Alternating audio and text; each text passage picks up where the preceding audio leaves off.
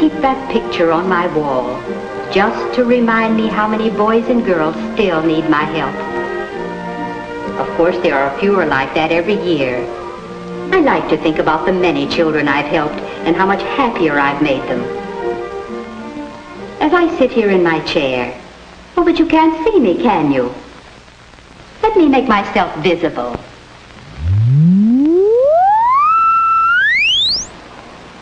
There. I keep myself invisible most of the time. That way it's easier for me to help boys and girls learn good habits. Lots of times they don't even know I'm helping them. Let me tell you about one boy I've been helping. His name is Stanley. I use my magic wand to take you to him. Ready? Let's go!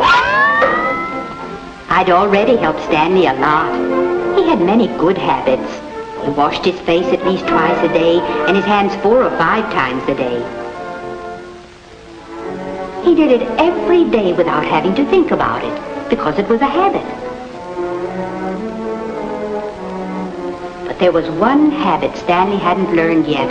He didn't clean his fingernails when he washed his hands. And goodness, how dirty they were. So I decided to use my magic. I said, Stanley, dirty nails carry germs, and they look ugly too. You go right back and brush them.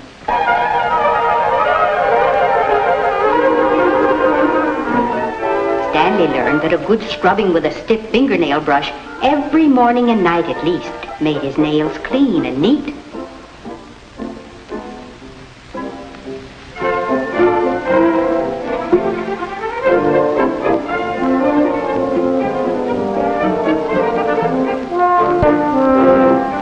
He learned to dry his hands carefully, especially around the fingernails. Once he learned these good habits, no one ever scolded him for dirty nails again. Washing his hair every week is another good habit I helped Stanley learn. I taught him to start by washing his comb and brush each time he washes his hair.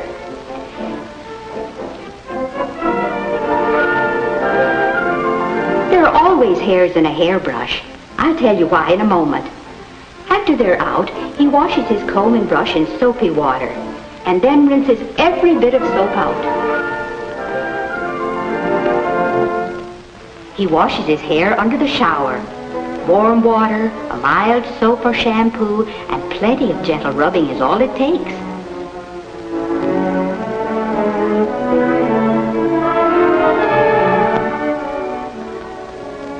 He rubs with his fingertips, not his fingernails, so that he doesn't hurt the tender skin under the hair.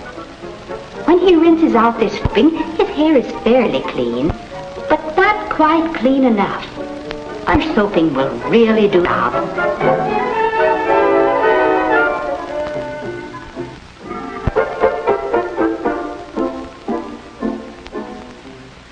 And plenty of rinse. Now those are some of the good habits I helped Stan learn. Now I promise to tell you why there are always hairs in a hairbrush. Suppose you had magic eyes, and when you looked in the mirror, you could see closer and closer and closer. And suppose you could see right through your skin and see the root that a hair grows from. If your magic eyes could speed up the growing, you'd see that the new growth always comes at the root. As the hair gets longer and longer, it will finally come loose from the root. A new hair starts to grow and pushes against the old one.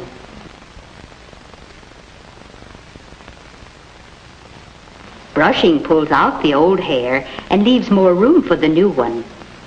If your magic eyes look closer, they'd see little sacs on each hair. These sacs make which protects your skin and hair from getting too dry to spread this oil all over your hair and makes it glossy and pretty.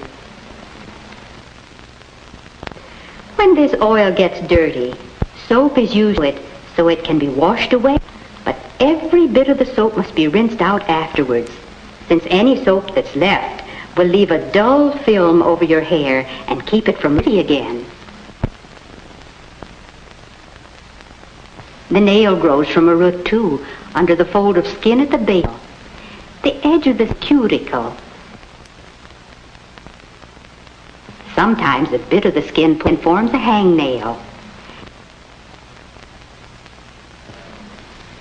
As the nail grows, it should be trimmed to just cover your fingertip.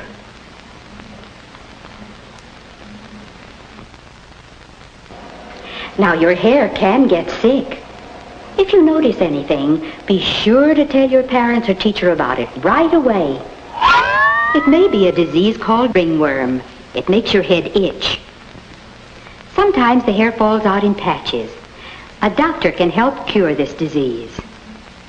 Another disease is dandruff. Or you may find that instead of these thin, flat flakes, you have little white specks that look like tiny eggs. And that's just what they are. They're called nits, and they're the eggs of head lice. They're easy to get rid of, so tell your parents or teacher about them right away. Anyone might get a disease.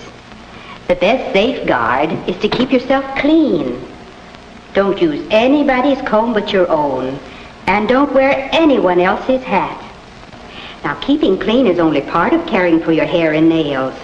Let me tell you about somebody else I've helped. Her name is Alice. I use my magic wand again. Ready? Let's go! She certainly needed to learn some good habits in caring for her hair.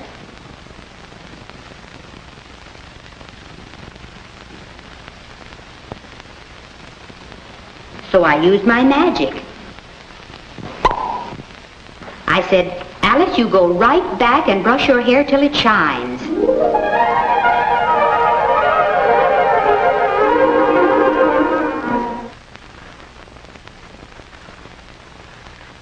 So I helped her learn the habit of brushing her hair every night, 100 strokes or more.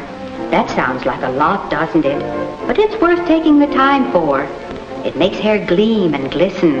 But even more important, it makes hair healthier too. So it's just as important for boys as it is for girls.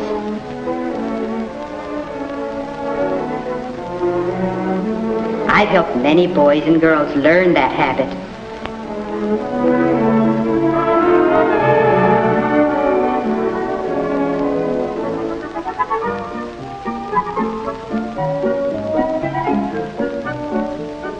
I helped Alice learn to take care of her nails too. She files them to keep them from getting too long and to give them a pretty shape. But she's careful not to get them too short. She makes her nails pretty too by pushing the cuticle off the nail. She does it with a soft piece of wood called an orange stick. Wood won't cut her skin the way sharp metal might. A cuticle oil softens the cuticle and makes it easier to push back.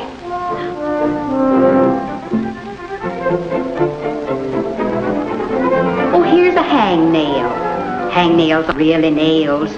They're pieces of skin that start to pull away from the nail. Drying your fingers well helps prevent hangnails. I helped Alice learn the habit of cutting them off with a scissors instead of pulling might take off too much. Feel good to think about Alice and all the girls help to learn good habits. Once you've learned a good habit, it'll work for you all your life.